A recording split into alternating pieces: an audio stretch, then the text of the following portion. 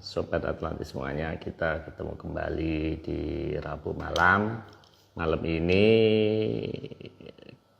kita menginjak ke hari yang ke-28, masih membicarakan tentang armada Mandala udara yang bagian 2.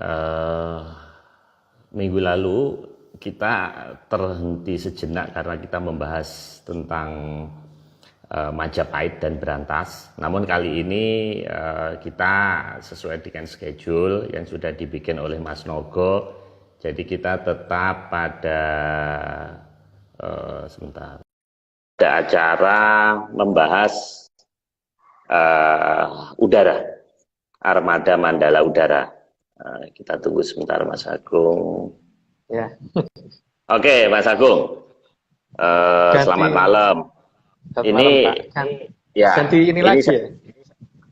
Ini jadi gini Mas, ini yang biru. Ini terakhir caping saya. Kemarin sebelumnya kan yang warna merah nih. Nah, ceweknya merah nih. Nah, sekarang ceweknya biru. Ini udah terakhir. Saya nggak punya lagi habis ini. Oke Mas, ini rupanya bahasan kemarin itu banyak memancing pertanyaan. Namun kita tetap ada topik bahasan kita armada Mandala udara bagian yang kedua. Nah, kita akan bicara udara. Namun demikian karena di IG dan di YouTube ini banyak pertanyaan, kayaknya tidak bijak kalau saya tidak membacakan salah satu. Nah, ini Mas Agung, langsung aja ini Mas Agung ya. Saya bacakan ya. Pak Marius, tolong di segmen Rabu malam depan Mas Agung Bimo Sudjojo menerangkan lagi tentang Babajul Sengoro yang korelasinya dengan energi elektromagnetik. Nah ini apa Mas ini? Kok bisa hubungannya dengan fisika ya? Ini apa? Bisa dijelaskan Mas Agung? Oke Pak. Jadi memang akan kita jelaskan tapi mungkin bukan sekarang Pak ya. Jadi pada dasarnya kan ini penjelasannya nanti di bagian antariksa karena di situ kan elektromagnetik kepake banget. Jadi apa sebenarnya itu dan menurut posisi sebagai orang Jawa ya. Jadi bukan sebagai ini. Menurut versi Menyan, versi Menyan, bukan menurut versi fisikanya. Walaupun saya juga orang fisika. Tapi karena kalau kita bahas sekarang itu nanti kurang nyambung dengan kondisi saat ini secara total gitu karena ini kita membahas masalah udara. Jadi mohon ditunggu dulu mungkin antara 3 mingguan lagi tiga pertemuan ke depan dan ini kebetulan juga ada yang sedang menyatakan bahwa Sanskerta itu adalah bahasa rakitan. Nah, ini sekalian untuk membuktikan bahwa yang bahasa rakitan yang dia sebut atau yang saya sebut gitu. Karena kalau Sanskerta dikatakan bahasa rakitan, maka pasti bahasa Sanskerta itu nggak lengkap. Nah, di sini nanti akan saya tunjukkan seberapa lengkapnya Sanskerta sebisa saya ya. Kalau semuanya mungkin saya juga tidak terlalu bisa banget gitu.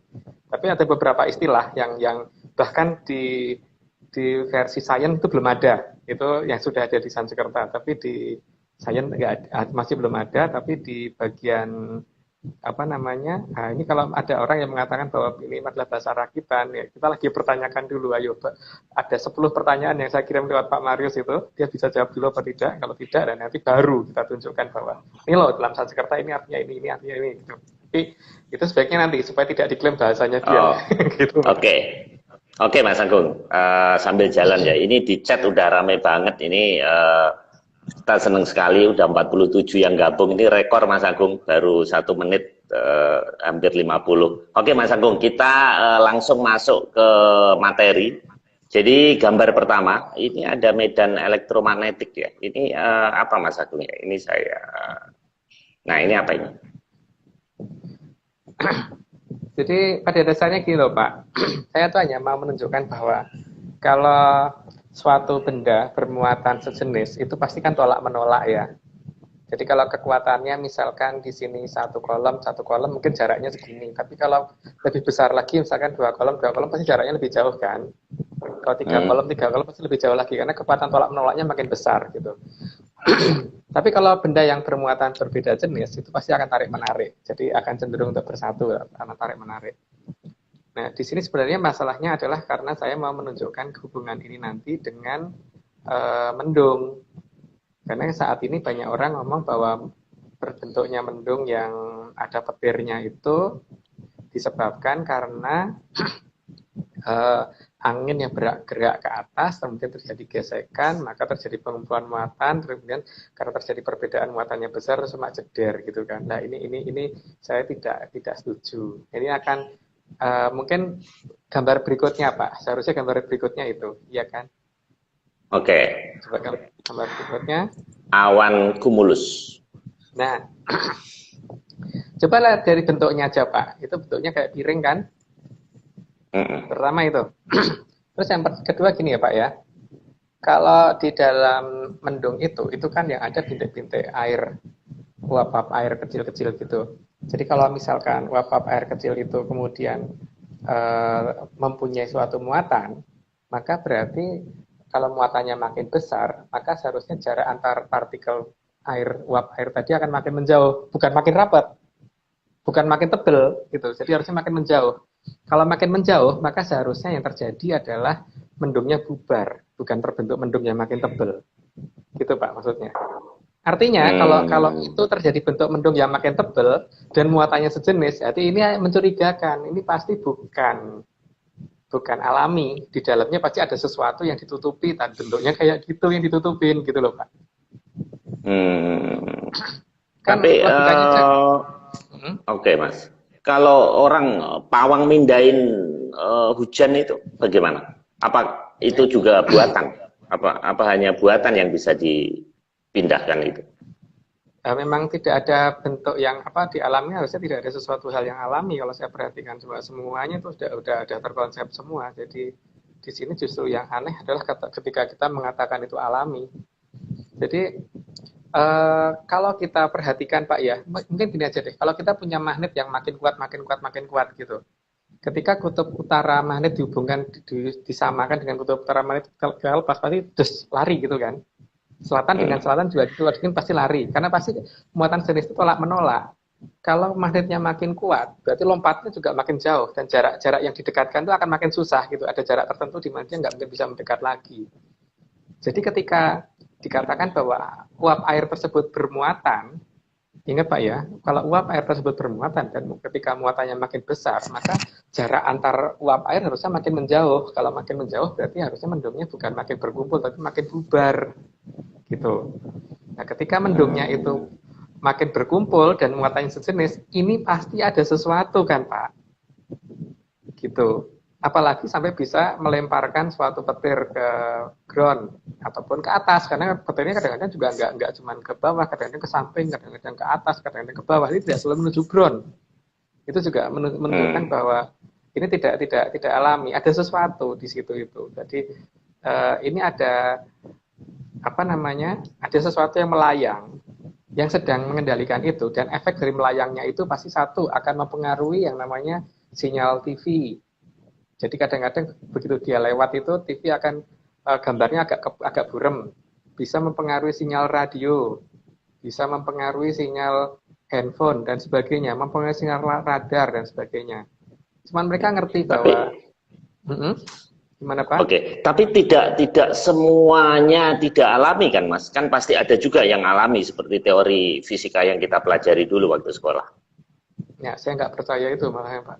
Percaya orang yang juga sedang bergelut dengan fisika, tapi justru di situ saya jadi malah makin tidak percaya lagi bahwa ada sesuatu yang tidak alami, karena alam ini semuanya ada yang mengendalikan. Kalau semuanya dipikir dihitung dengan kondisi seperti itu, maka akan banyak hal yang jadi anomali semua. Misalkan orang ngomong hukum kekekalan massa, kekekalan massa gitu ya Pak ya. Jadi massa saat sebelum dan sesudah reaksi tetap gitu. Kalau Bapak punya telur ayam dan telur ayam itu dimasukkan dalam inkubator, maka yang bisa keluar masuk telur ayam tadi kan cuma udara. Tapi ketika telur ayam itu makin lama makin berat karena akan menetas, dan kemudian setelah menetas itu terjadi pertambahan kalsium di tulang ayam, terjadi pertambahan kalsium di kuku ayam, terjadi pertambahan kalsium di paruh ayam, terjadi pertambahan zat besi di darah ayam, dan sebagainya. Itu datangnya dari mana? Karena di udara tidak ada itu. di udara yang ada di dalam inkubatornya itu tidak ada itu. Yang ada cuman hidrogen, nitrogen, oksigen dan sebagainya. Artinya ada sesuatu regenerasi pertambahan materi yang seharusnya ini harus dipertanyakan. Tapi selama ini kan kita nggak boleh nanya, Pak. Gitu ya. Jadi hukum kekekalan massa pun sebenarnya nggak benar gitu loh. Jadi di sini kan kita harusnya mulai bertanya bahwa ini betul nggak sih kalau seperti itu gitu. Jadi kalau misalkan dikatakan ada yang alami, coba deh dibahas lagi, dipikirin lagi gitu. Ya, nanti lama-lama ini Pak hilangnya pahala kencana lama-lama dianggap alami kalau seperti itu. Pahala kencana yang ya digerobokan lama-lama dianggap alami itu, jadi alami dipindah sendiri gitu. Jadi kalau uang yang di dompetnya Mas Agung itu hilangnya nggak alami Mas? Nah itu yang warna merah sama warna yang warna merah. Tadi sebetulnya yang menarik tadi sebetulnya sinyal tadi Mas ya. Jadi sebenarnya sesuatu bisa invisible, tapi kalau sinyal itu kan bisa ditangkap sebenarnya. Nah itu menarik ya, karena di dalam kajian ilmu metafisik juga kita belajar tentang sinar ya. Malaikat itu katanya kan bisa dengan apa namanya cahaya, kemudian ada sinyal juga gitu. Jadi sebetulnya harusnya kita bisa memetakan bentuknya seperti apa itu sinyal itu yang ada yang komentar terencana itu.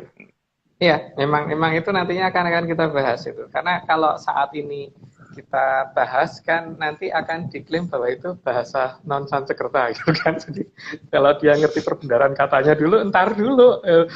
Karena sekalian saya pengen membuktikan karena seperti orang yang sudah bicara dengan saya di Kasepuan seperti Bapak Vladimir Dikarso yang sangat menyesalkan tentang ini banyaknya ajaran di Jawa yang dirubah. Nah ini sekarang kelihatan nanti siapa yang asli gitu kan. Tapi saya tidak ini sih tidak ingin terlalu ini banget sih, cuman pada dasarnya gini ya. Ada sesuatu hal yang sebenarnya sangat sederhana. Pak Marius kok makin lama burem ya, kok mulai menghilang gitu ya. Pak Marius pakai sinyal yang wifi di rumah apa pakai Telkomsel ini? Pakai wifi Mas. Jelas kok. Pakai wifi. Cuman kadang-kadang buffering, iya. Tapi masih bisa kedengeran kok. Oke. Terus Mas. Karena gambarnya ini di sini kotak-kotak Pak Marius seperti kena cikemayan gitu. Oh itu sesuai ketakwaan Mas. Memang itu sesuai ketakwaan sih. Oke Mas, terus.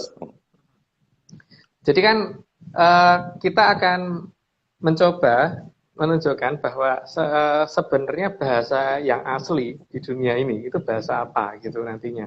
Tapi sekalian kita pelan-pelan sambil membahas bahwa sebenarnya apa yang ada di dunia ini sudah ada, yang kita ketahui sudah ada. Nah, nanti kalau dibuka dengan perhitungan dan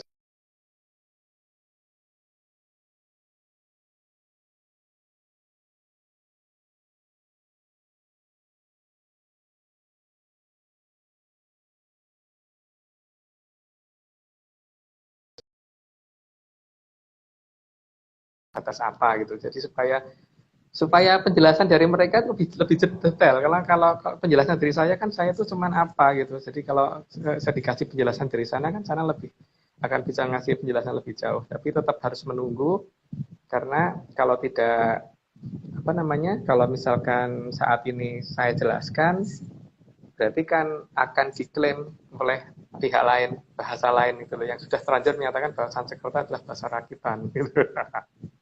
Gitu biar kelihatan dulu gitu. Oke Pak. Oke Mas Agung, kita lanjut dulu. Ini awan cumulonimbus ini lanjutan tadi ya, cerita tadi ya. Ya bentuknya Pak lihat deh, bentuknya apa itu? Bentuknya kan kelihatan kayak piringan gitu kan, piringan yang besar gitu. Iya. Jadi ada something sesuatu gitu. Makanya kan kalau ada awan seperti itu, kalau di penerbangan itu seharusnya kita menyingkir gitu kan, seperti terutama yang tadi, yang sebelum ini tadi, gambar yang tadi, harus pesawat penerbangan harus menyingkir. Tapi beberapa gambar pernah saya dapat itu ada pesawat yang nggak sengaja masuk atau sengaja masuk itu, yang jelas hidungnya kok kayak nabrak sesuatu yang keras gitu loh. Jadi memang ada ini ya ada juga yang pecah itu dan sebagainya ada aja, tapi yang jelas ada sesuatu yang keras di dalam itu gitu. Dan itu nggak boleh dimasukin. Gitu. Tapi kan sebenarnya gimana mungkin ini mendung bisa berkumpul jika dia adalah muatan sejenis gitu loh Pak. Problemnya itu, kalau itu muatan yang berbeda-beda jenis, netral lagi, berarti nggak mungkin ada petir harusnya kan. Tapi ketika dia muatannya sejenis, gimana mungkin muatan sejenis bisa berkumpul gitu loh. Bisa menyatu sampai sedemikian dekatnya, itu nggak bisa. Itu udah nggak logis. Gitu. Oke Mas, kita terusin Mas ya. Ya. Nah, ini apa Mas? Nah, ini namanya red sprite kalau ya red sprite. Jadi ketika di bawah itu ada awan cumulonimbus, biasanya di atasnya itu ada yang namanya red sprite. Itu ketika lap gitu, baru nanti di bawahnya lap gitu. Jadi tapi dimulai dari atasnya dulu red sprite. Bentuknya kenapa kayak gitu loh. kalau sinar yang turun sprite yang ke bawah itu tidak rata, maka seharusnya atasnya juga tidak bundar rata gitu loh Pak. Ini selalu bundar rata gitu loh masalahnya. Kan itu something banget gitu loh, bahwa sebenarnya ada sesuatu di atas awan yang mengontrol ini semua kan, tapi memang tidak bisa kita jangkau bahwa ini ada dalam kekuasaan oleh peradaban yang lebih tinggi daripada yang ada di zaman kita gitu. Nah, ini kan itulah yang dikuasai oleh Atlantis. Artinya tugas mereka menguasai ini semua. Yang memang teknologinya mereka yang punya, bukan kita yang punya. Dan bahkan red sprite ini juga bisa difoto dari manapun. Jadi setiap kali ada peristiwa petir itu pasti ada red sprite di atasnya gitu loh. Istilahnya red sprite ya. Kayak sih Pak pakai bahasa Inggris. Tapi nanti nanti saya ganti deh bahasanya, terus sekarang pakai red sprite dulu biar paling tidak biar dimengerti dulu oleh banyak orang gitu loh, bahwa ada yang aneh sebenarnya ketika peristiwa pembentukan petir, dan ini tidak nyambung dengan proses terbentuknya muatan tadi gitu loh. Paling tidak Pak, lingkaran merahnya ini loh, coba Bapak pikir deh, kalau petir yang terbentuk itu tidak rata, maka lingkarannya harusnya juga belok-belok gitu, tidak bunder banget gitu. Ini bundernya bunder beneran. Jadi bukan lonjong, bukan benjol, bukan lekuk-lekuk kayak kayak tali yang itu, tapi bunder beneran. Kan harusnya kalau penyebab sinarnya itu tidak rata ya harusnya tidak bundernya tidak seperti itu gitu. Gitu Pak. Jadi kalau ini tidak alami, petir itu berarti apa Mas? Pertanda apa Mas? Nah itu nanti kan di berikutnya. Jelas. Nanti ada minimal 3 petir yang punya kadewatan dan ada beberapa petir yang memang dibagikan untuk manusia. Tapi nanti Pak, itu penjelasannya nanti.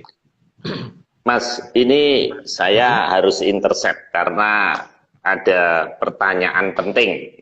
Dan ada netizen kita, ada fan kita yang kayaknya masih nggak puas berantasin. Nah ini barusan ngirim, jadi saya tampilkan Mas ya. Jadi ini breaking news, kita udara turun ke bawah dulu. Breaking news ini ada breaking news. Nah, di sini ada gambar di barusan yang saya download. Nah, ini yang peta kemarin ini Mas. Ini jadi kita belok sedikit ke berantas karena ini banyak sekali yang ngeritik saya nggak puas ini. Ini gimana Mas? Bisa dijelaskan Mas? Baik, itu bisa diperbesar dulu nggak Pak pada posisi berantasnya bagian utara dan bagian selatan? Bisa di zoom. Ya. Kalau nggak salah, saya pernah ngirim ke Pak Marius yang sudah dibikin sama Mas Mahfud itu yang pakai peta Jawa itu, satunya yang peta sekarang. Oke. Yang double itu mungkin lebih jelas Pak. Jadi biar untuk pembanding. Mungkin ini. Ya, itu bisa diperbesar nggak? Yang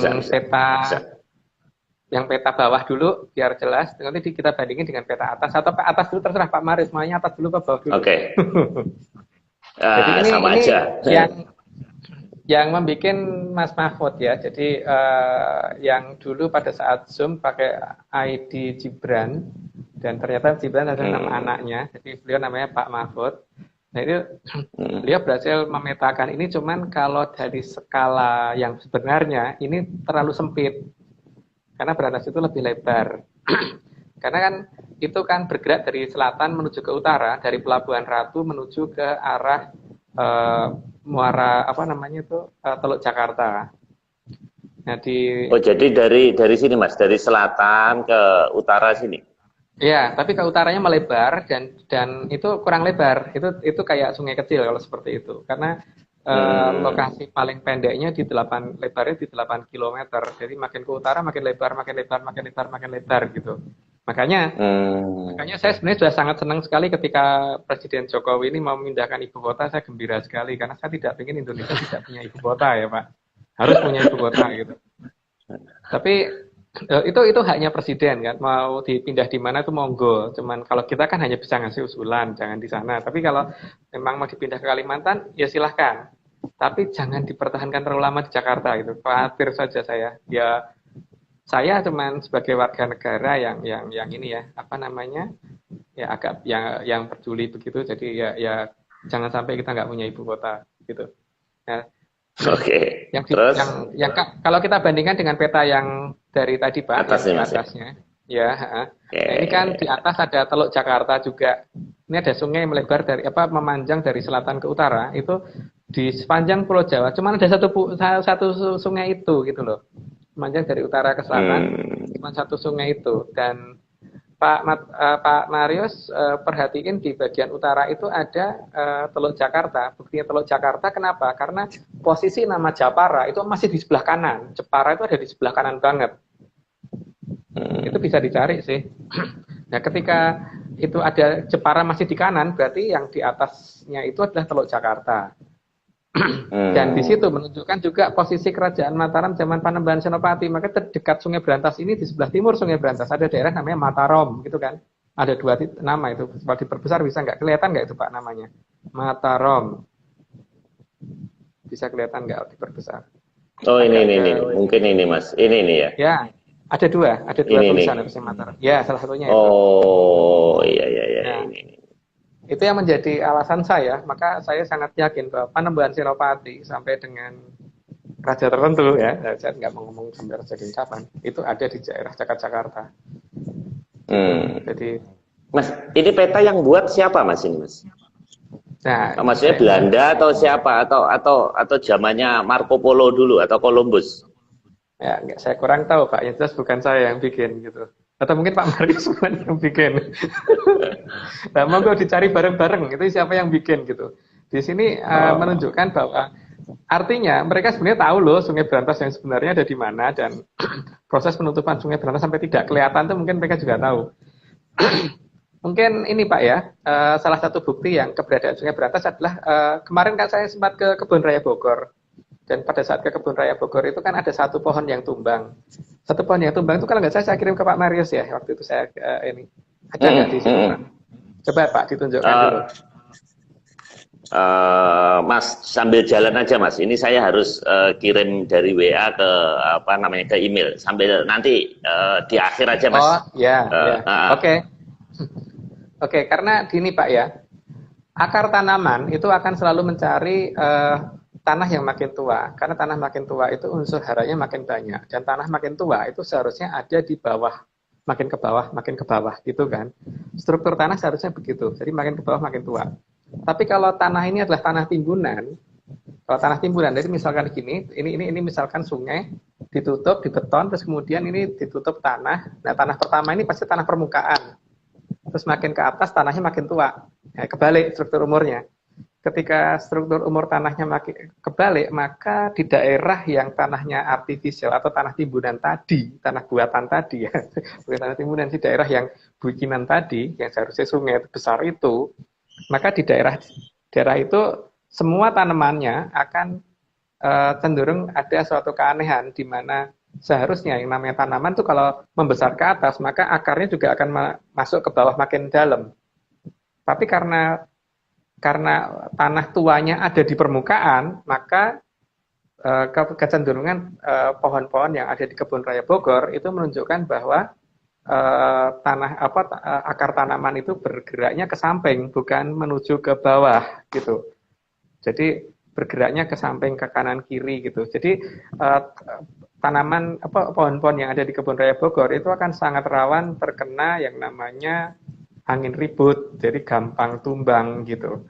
Beda dengan tanaman-tanaman pohon-pohon yang ada di daerah pinggir Sungai Berantas seperti di dekat Dramaga dan sebagainya itu, asal bukan pas di Sungai Berantasnya ya, kan sebagian dari Dramaga kan juga ada di Sungai Berantas. Nah itu di situ ada tanaman-tanaman di sana pasti aman kalau terkena angin besar karena akarnya ke bawah bukan ke samping gitu. Jadi dari sini kelihatan banget bahwa posisi Berantas ada di mana. Lah itu coba Pak ya perhatikan bisa di zoom bagian akarnya nggak Pak? Di zoom bagian akar. Bukan si yang ganteng ini, bukan ya? Oh. Oke, di zoom bagian akar. Nah, coba di bagian akarnya coba tidak ada satupun pola yang menunjukkan bahwa ada akar besar yang menuju ke bawah kan, Pak? Semuanya arah samping kan itu berarti. Coba diurut ke atas, ke bawah, ke atas, ke samping gitu, Pak. Jadi biar kelihatan nanti bahwa tidak ada akar yang menuju ke arah bawah. Kalau ada akar yang menuju ke arah bawah, kan ini pohonnya baru aja tumbangnya itu. Berarti kan harusnya ada potongan yang besar gitu loh. Ada bentuk kayak batang yang lepas gitu kan. Ada kayak batang yang tak ini. Nah, di sini menunjukkan bahwa oh iya ini ya, ini batangnya Mas ya. Iya, itu jadi batangnya. Harusnya kan ada akar yang setebel itu kan Pak, harusnya ke arah bawah. Dan memanjang ke bawah ini kan nggak ada. Berarti kan memang akarnya cuma ke samping doang gitu loh. Kalau untuk pohon yang akarnya akar tunggang, harusnya nggak begitu Pak polanya. Ini menunjukkan bahwa tanah di daerah Bogor itu menunjukkan bahwa tanahnya tanah tua dari permukaan, tanah muda ada di kedalaman, sehingga akar bergerak mencari makanannya ke permukaan bukan ke dalam gitu.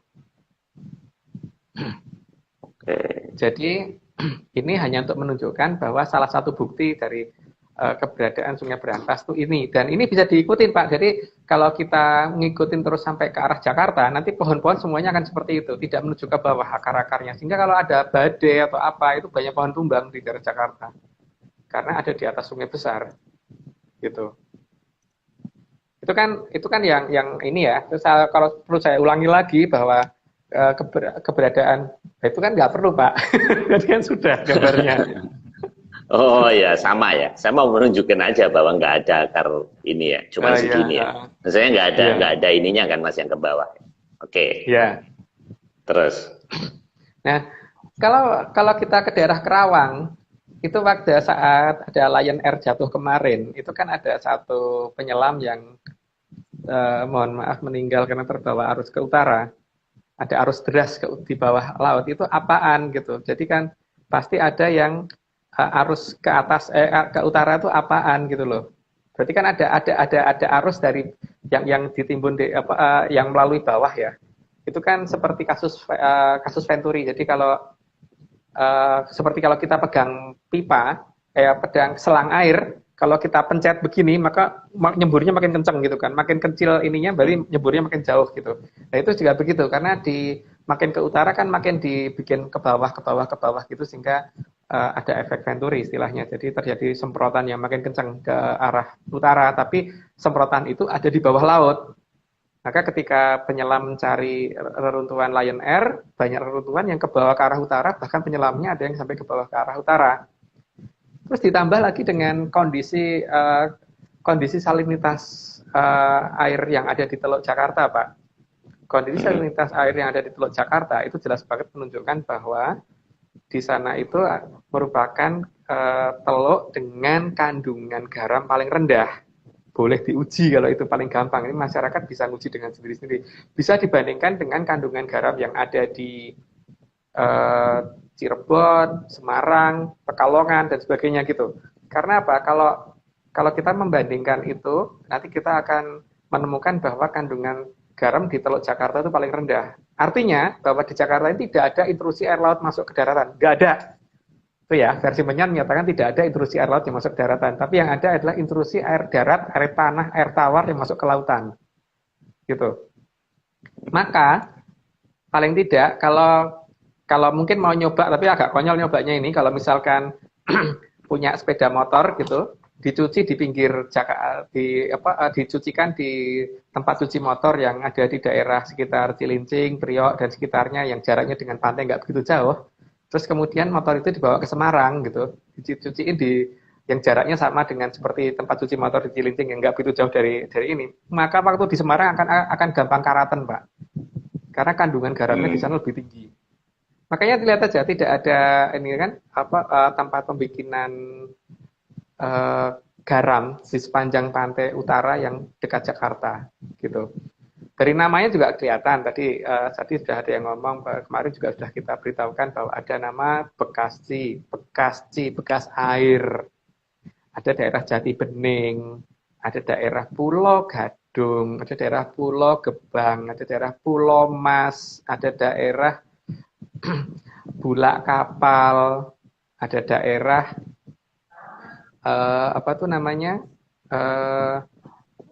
desa pelabuhan di daerah Duren Sawit, itu di daerah sekitar Jakartanya ya. Kalau kita tarik ke utara lagi, ke selatan lagi, nanti akan ketemu nama-nama yang aneh juga, seperti ada nama Rawamangun, nanti kan rawa-rawa itu Rawamangun, Rawasari dan seterusnya itu. Terus makin ke utara lagi, nanti ada daerah namanya Pancoran.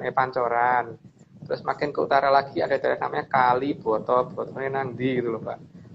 Terus ada masih ada lagi ya yang di arah agak ke utara sedikit, Bendungan Hilir, Bendungan Hilir, tapi hilirnya di mana gitu. Terus makin ke utara lagi, di utara itu ada daerah namanya Tanjung Barat. Tanjung Barat, Rawa Belong, iya. Ya, ke utara lagi nanti ada daerah namanya Dramaga.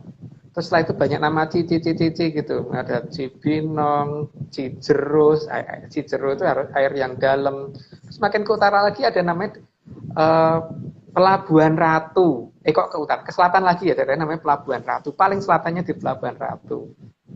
Loh, kok ada nama pelabuhan kok cuma satu, Pak?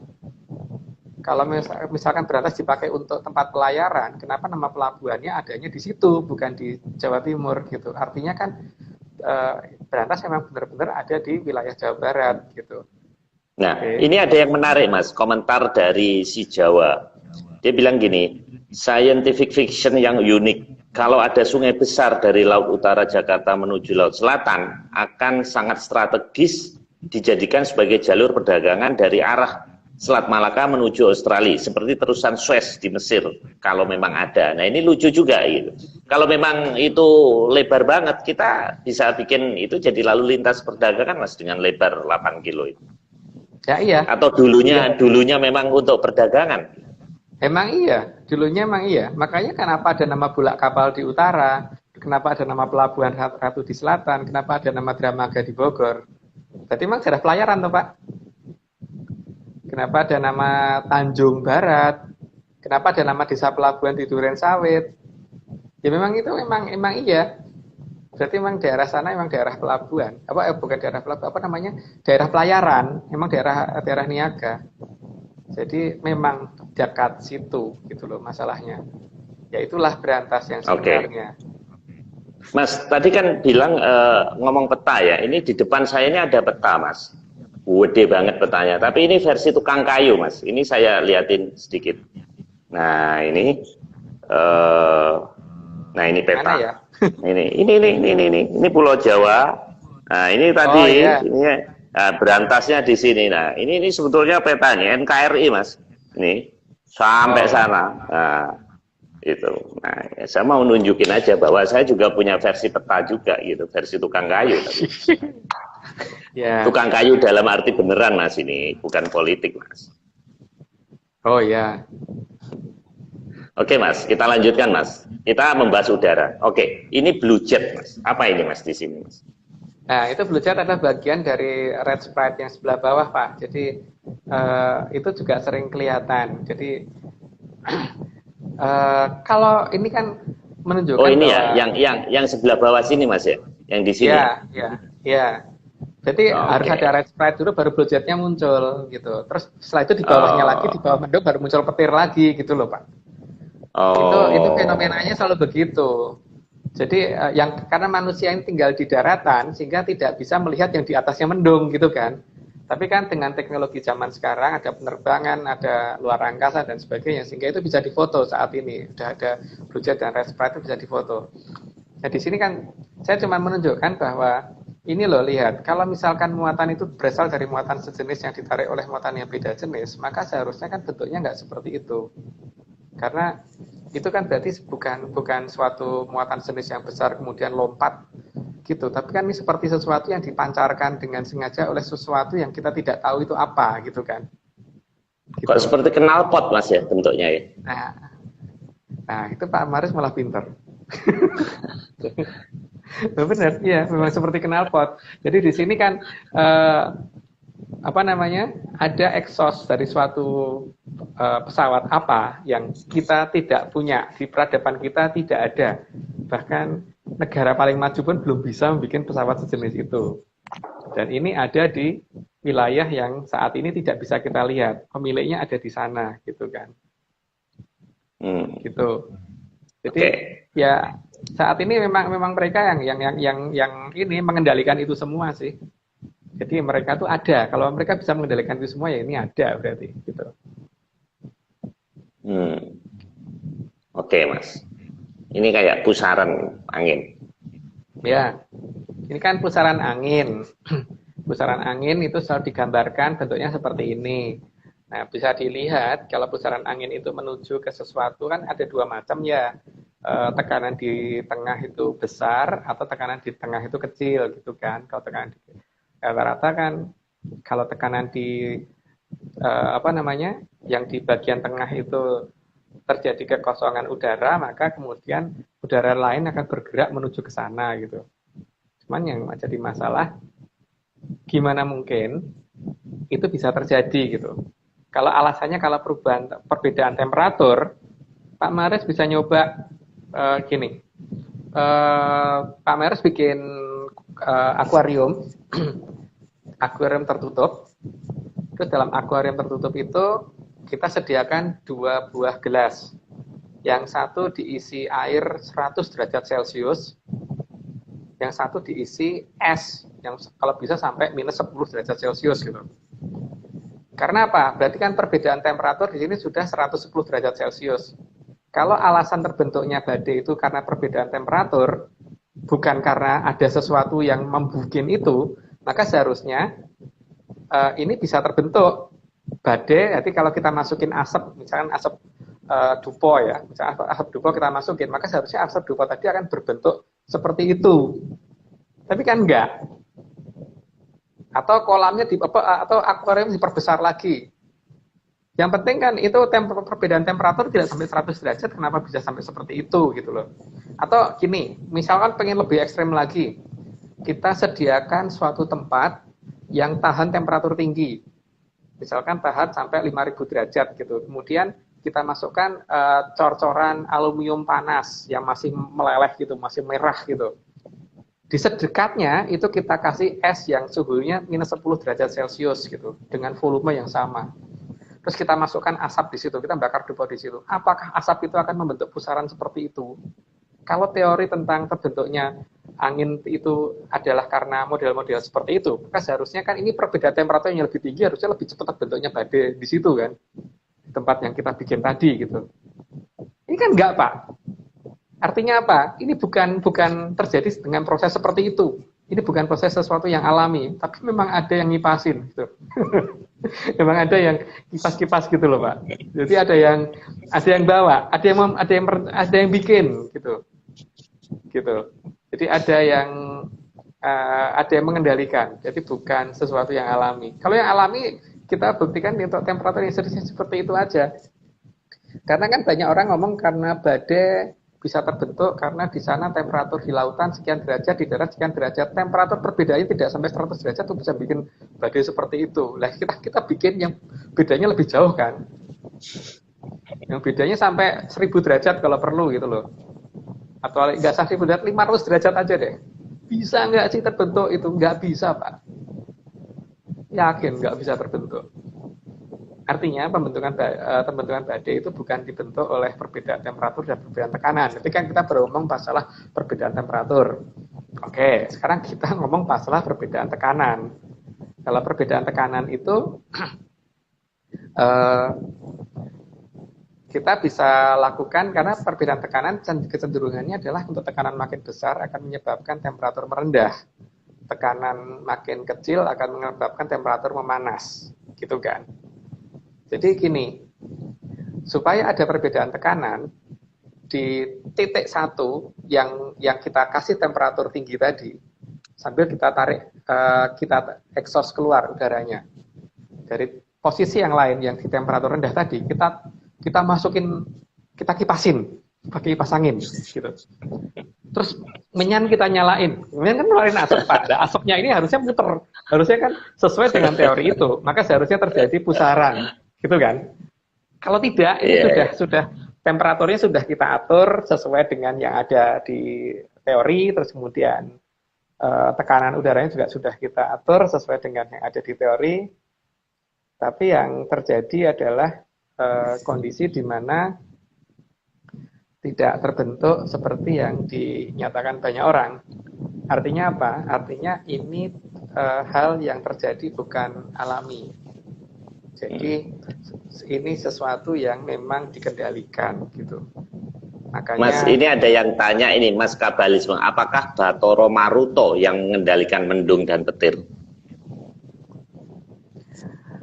Macam-macam ya Pak. Karena kalau misalkan seperti Nagataksaka,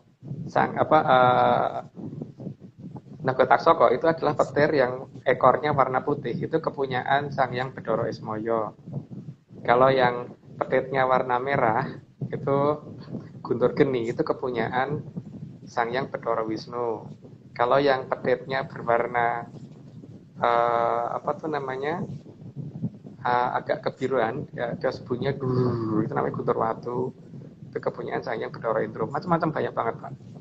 Itu baru 3 jenis ya. Bathara Bayu juga punya sendiri gitu. Karena Maruta itu artinya angin ribut dalam bahasa Sanskerta. Terus kemudian kalau yang dimiliki orang yang jadi pusaka dan jadi aji-aji seperti misalkan Aji Gelap Sayuta itu yang pernah dimiliki oleh Sang Mahapatih Gajah Mada, itu beda, itu bukan punya kadewatan, tapi memang itu yang diturunkan untuk manusia. Jadi ada yang bisa nguasain itu gitu. Ada juga pusaka namanya Kiai Gelap Mampar, itu juga bisa mengeluarkan seperti itu gitu. Jadi kalau pas mau hujan gitu, biasanya kalau gelap mampar kan wujudnya tombak. Kalau kita berdirikan di luar, dia debuar itu malah ke atas. Jadi tombak menuju ke atas gitu.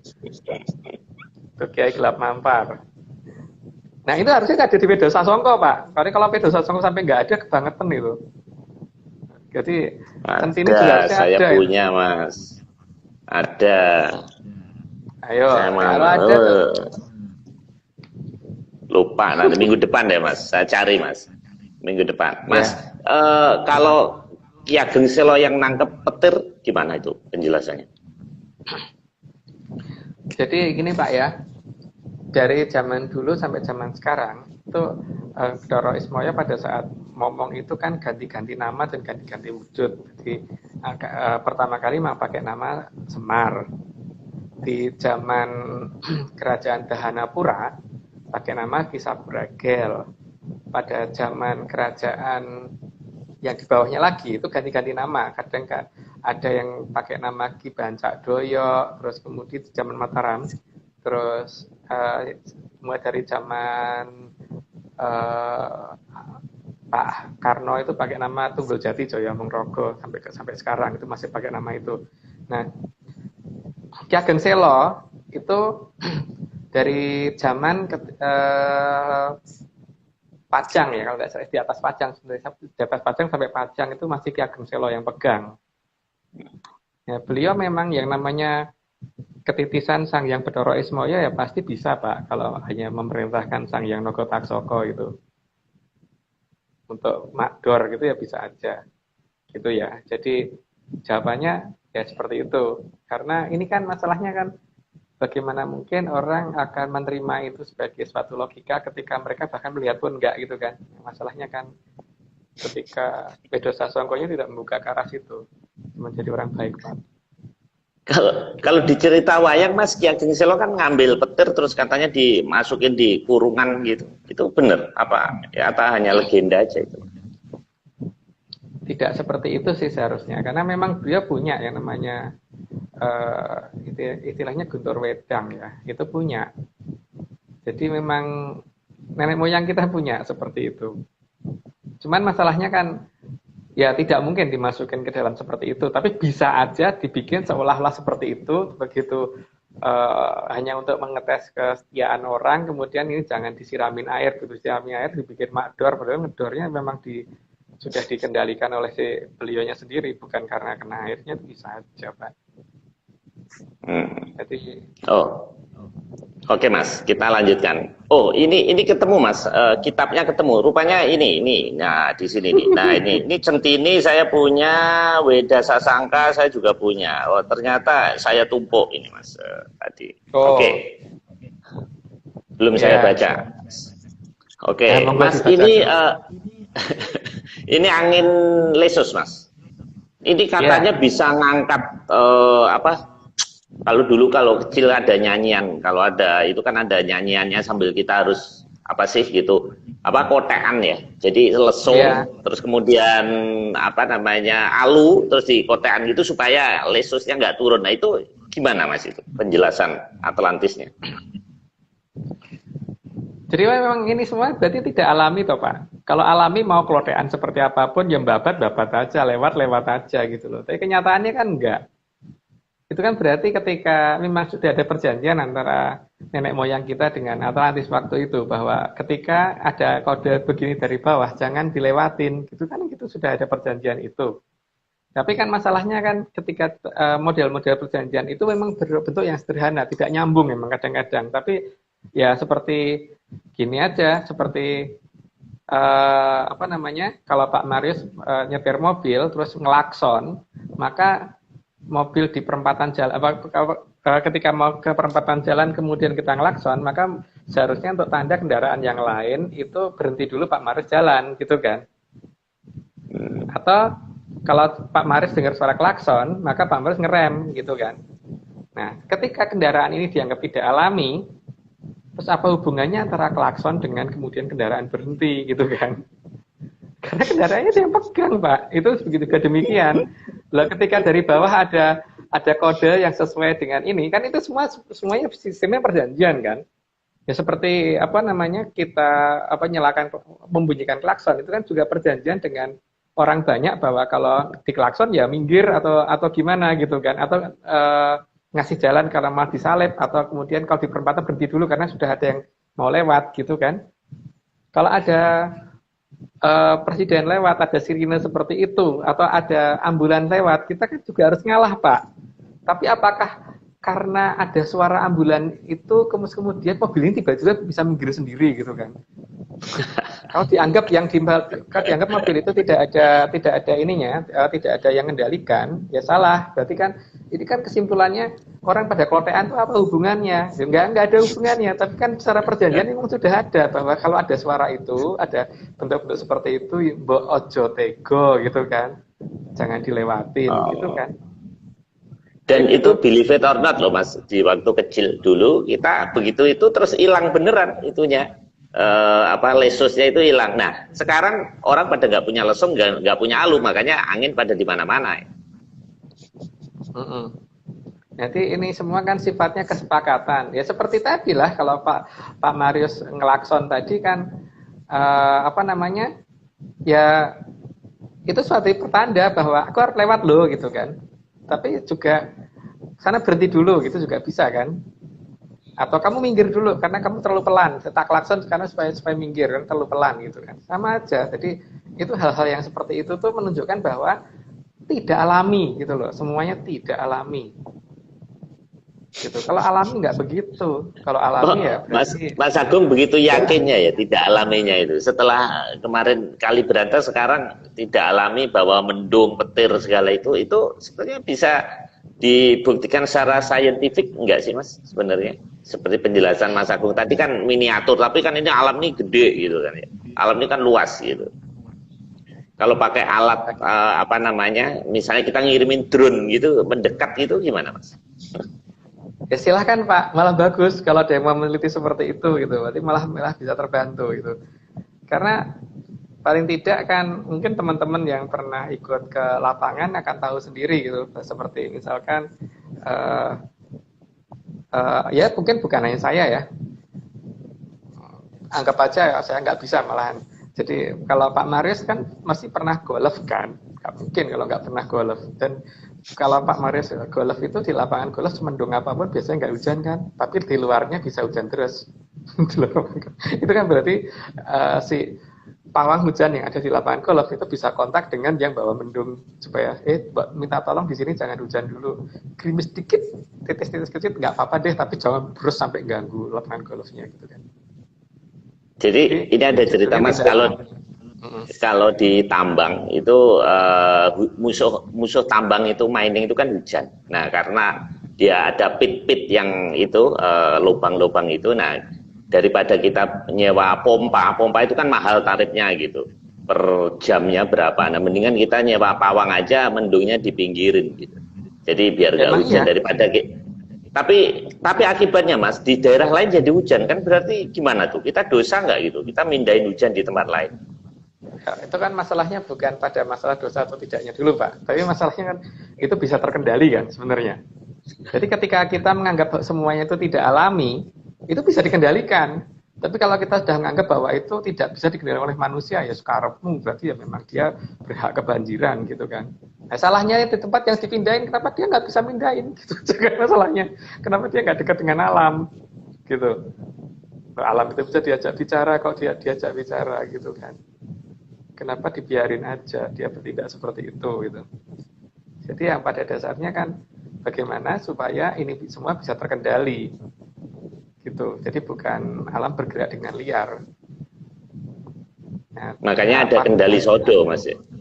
Ya, makanya ada dewa dan sebagainya itu untuk apa? Kalau ternyata itu tidak bisa dikendalikan, terus mereka itu untuk apa gitu kan?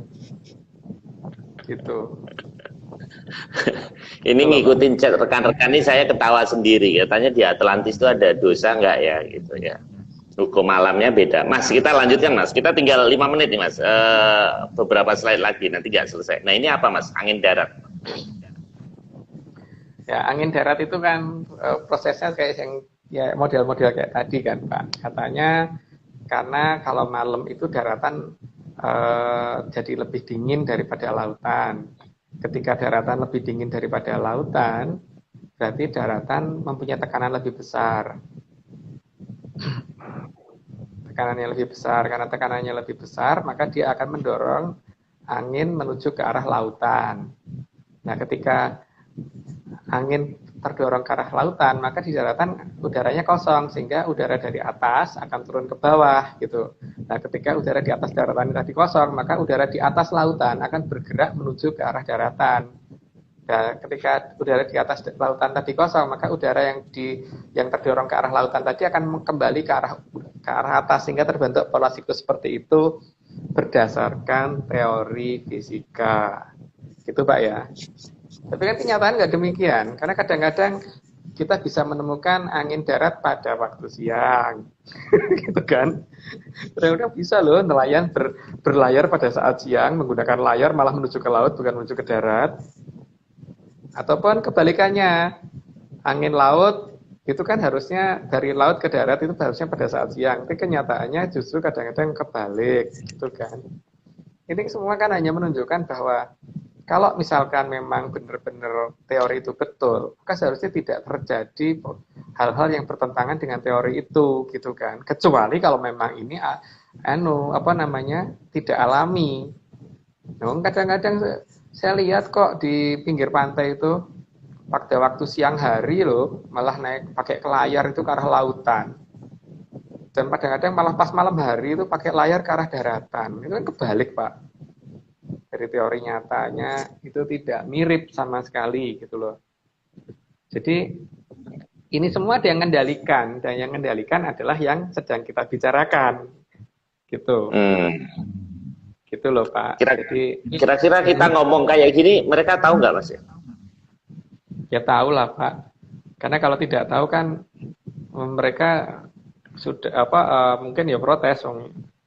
Kita akan memberitahu juga karena mereka yang mengizinkan untuk diberitahu. Makanya kan saya sudah ngomong, ada 3 sungai besar, tapi saya hanya diizinkan untuk buka berantas. Kalau saya ngomong diizinkan itu berarti ada yang mengizinkan, ada yang tidak mengizinkan gitu kan.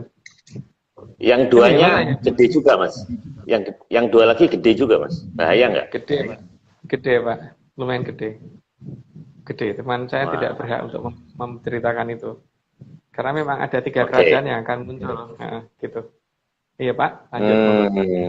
Oke, Mas, ini sedikit. Tadi kan angin. Nah, kemudian kan ada permukaan laut ini. Nah, kalau permukaan laut kadang-kadang ada pasang, kadang-kadang surut. Itu penjelasannya gimana, Mas? Benar itu gravitasi dengan bulan, matahari itu benar nggak? Kita mungkin mencobanya gini aja Pak. Coba siapin sekitar 10 kaleng. Nah, kaleng pertama kita kasih tanda, kemudian kita isi air got sampai penuh. Kaleng yang kedua kita isi air sungai sampai penuh. Kaleng ketiga kita isi air laut sampai penuh. Kaleng keempat kita isi air aqua sampai penuh. Dan seterusnya, pokoknya berbagai jenis air gitu. Kita tunggu, kita taruh pada saat menjelang bulan purnama. Kalau gravitasi bulan benar-benar bisa menarik air tersebut, maka air tadi harusnya tumpah toh Pak. Karena kita pasang peres tepat permukaan gitu. Jadi kalau misalkan gravitasi bulan itu bisa menarik air tadi, maka seharusnya air tadi pada tumpah satu-satu gitu. Dan nanti di sini kita bisa melihat air apa sih yang ini yang paling banyak tumpahnya gitu. Nah, coba sekarang Pak Marius sempatkan deh ke pinggir pantai, paling tidak seminggu saja. Nanti Pak Marus akan tahu persis bahwa kalau hari ini air laut pasang surut misalnya, yang kita lihat surutnya ya, surut jam 8 malam, maka besok jam 8 pagi, terus besoknya lagi jam 9 malam, besoknya lagi jam 9 pagi, besoknya lagi jam 10 malam, jam 10 pagi, dan seterusnya. Jadi ada perubahan 1 jam tiap hari. Tidak peduli besok itu pas purnama, kalau pas saatnya surut ya surut Pak. Makanya coba deh Pak Marus datang ke laut pada saat menjelang purnama. Nanti kan akan tahu bahwa, loh, ini purnamanya bener gede kok airnya malah surut. Gitu loh, biar lucu. Kalau perlu di video dan di foto Pak. Ini untuk bukti bahwa purnama tidak ada pengaruhnya dengan air pasang dan air surut laut gitu. Karena air pasang dan surut laut ada yang ngatur. Itu semua juga berkaitan dengan posisi pasir yang ada di pinggir pantai. Nanti akan kelihatan minimal per 7 wilayah itu akan ada perbedaan. Jadi kalau misalkan di sini pasir halus, terus pasir agak kasar, terus agak kerikil, terus ada kerang-kerang dan sebagainya gitu. Nanti secara bertahap ini akan kekeruk, ini pindah sini sini gitu. Nanti gitu lagi, seminggu ini pindah sana, gini gitu. Per 1 minggu itu Pak kejadiannya. Ada yang ngatur kan Pak, seperti itu. Jadi tidak alami kok. Dan ini tidak pernah dibahas, tapi paling tidak bisa ini. Dan ini kan sebenarnya ini pantai selatan sudah mulai abrasi, dan seperti biasanya kalau abrasi itu kalau sudah di atas 200 meter biasanya akan ada gunung meletus nanti yang akan mengeluarkan pasir tersebut. Nah ini kan lucu. Ini teman sudah mulai mempersiapkan beberapa flyer yang tapi mungkin kurang banyak ya kali ini karena jumlah pantai yang kena abrasi sangat banyak. Berarti ini gunung yang akan meletus mungkin tidak cuma 1. Nanti coba aja. Kalau sudah ada pasir yang turun dari gunung, dicek deh kandungan garamnya, gitu. Cocokin, kalau perlu, sekarang ngecek dulu kandungan garam yang ada di pantai selatan, tapi di pasir yang hitam ya, jangan pasir yang putih. Nanti diukur salinitasnya berapa, kita bandingkan dengan pasir yang turun dari pegunungan. Nanti akan kelihatan kok, seberapa sih gitunya, gitu. Merapi, nah itu ada yang tanya. Nah, Mas Agung, sedikit Mas, kalau gunung meletus alami nggak Mas? Kan tadi atas, nah kalau dari bawah perut bumi? Kalau alami kan seharusnya batu-batu yang kita tanam di pantai selatan waktu itu tidak keluar dari Gunung Kelut, Pak. Gitu kan? Ya. Sayangnya kesalahan kita cuma 1, kenapa yang kita taruh adalah benda yang berat. Harusnya kita tuh taruh flyer yang kita laminating gitu. Karena apa? Karena kalau flyer yang dilaminating pada saat itu diturunkan, maka pasirnya udah sampai bawah, ini masih ngambang di udara, jadi jatuhnya di permukaan gitu kan. Tapi kalau batu kan jatuhnya ada yang di bawah, tapi untungnya juga ada yang di permukaan juga. Jadi kita menemukan batu-batu tersebut dan tidak pernah masuk gunung itu gitu harusnya, karena tidak ada bekas gosong dan sebagainya. Nah ini, Wah, ini ada tadi yang chat kolom udah cepet nggak kelihatan, yang bilang memang tidak ada hubungannya pasang surut dengan bulan purnama. Tadi katanya rumahnya dikelilingi dikelilingi air laut ya kayaknya tadi. Sekilas tadi ada yang komen di situ. iya. Oke, Mas Agung kita harus berhenti sesuai dengan durasi. Jadi sudah 1 jam. Kita hanya mampu 10 slide, dan kepada rekan-rekan semuanya kita ucapkan terima kasih. Chatnya rame, kita senang. Semoga ini menjadi dongengan yang menghibur, menaikkan imun kita. Juga makasih Mas Nogo yang telah menyiapkan bahan-bahan juga, dan tim Atlantis Series, Atlantis The Great, yang telah bekerja keras menyiapkan materi. Kalau saya kan cuma nanya-nanya sama mengoperasikan slide saja. Oke, Mas Agung, kita kasih salam menyan ke rekan-rekan semuanya. Terima kasih. Selamat malam, salam menyan Mas Agung. Sampai jumpa minggu depan.